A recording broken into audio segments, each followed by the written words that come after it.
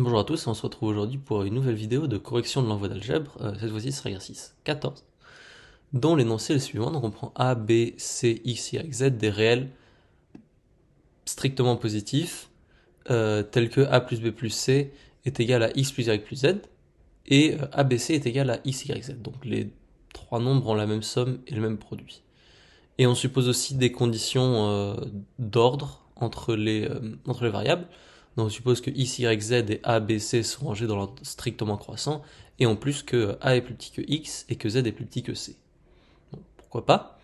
En fait, il s'avère qu'avec ces conditions, on peut montrer que a égale x, b égale y et c égale z. A priori, ça n'a pas l'air très drôle, je vous laisse quand même essayer de le montrer, parce qu'il s'avère que ça sera plutôt gentil.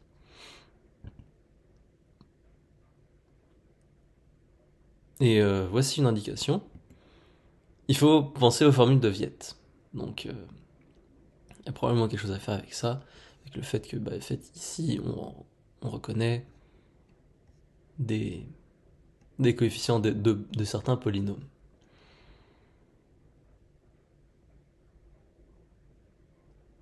Et donc, voici la correction.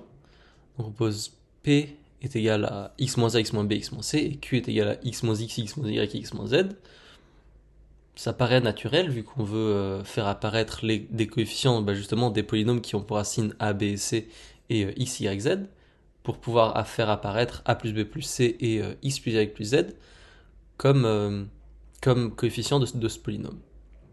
Donc ce qu'on peut déduire du fait que ces deux sont égales, et ben en fait c'est que leur différence, q moins p, ou p moins q, de toute façon ça change pas grand chose, en fait c'est égal à alpha x, parce que le terme en x cube, c'est 1x cube des deux côtés, donc ça s'annule. Le terme en x carré, et ben c'est moins a plus b plus c x carré d'un côté et moins x plus y plus z x carré de l'autre, ça s'annule. Et pareil pour le terme constant qui va être moins abc d'un côté et moins xyz de l'autre. Autrement dit, il ne nous reste plus que le coefficient devant x et on n'a qu'à l'appeler alpha. Et maintenant, on va essayer de trouver des conditions sur alpha. Et pour ça, on n'a plus trop le choix. On a utilisé les deux premières conditions, donc il ne nous reste plus que les conditions d'inégalité. Et en fait, on peut se servir du fait que vu que nos réels sont strictement positifs, en fait, évaluer les polynômes va nous donner un certain ordre.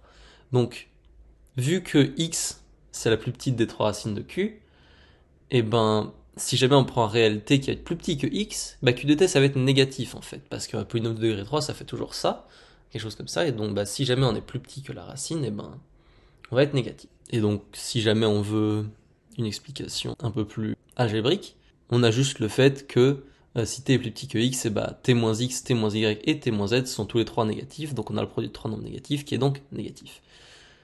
Donc ce qu'on peut obtenir, c'est que en a, qui est donc plus petit que x, q de a, c'est égal à q de a moins p de a, vu que p de a ça fait 0. Et donc c'est égal à alpha a. Et alpha a, c'est donc négatif, puisque c'est q de a, et on vient de montrer que q de a était négatif. Donc alpha est négatif, et a est strictement positif. De ça, on en déduit que alpha est négatif. En fait, on peut faire exactement la même chose dans l'autre sens. Si jamais on prend un réel t qui est plus grand que z, on a q de t qui va être positif cette fois-ci. Encore une fois, parce que c'est le produit de trois nombres positifs, ou alors parce que il est de l'autre côté de la courbe.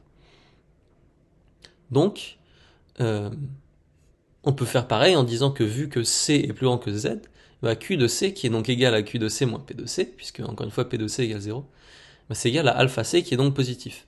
Et vu que c est strictement positif, encore une fois, on a alpha qui est positif. Donc qu'est-ce qu'on peut en déduire de ça? Alpha il est négatif, alpha il est positif, donc alpha il est nul en fait.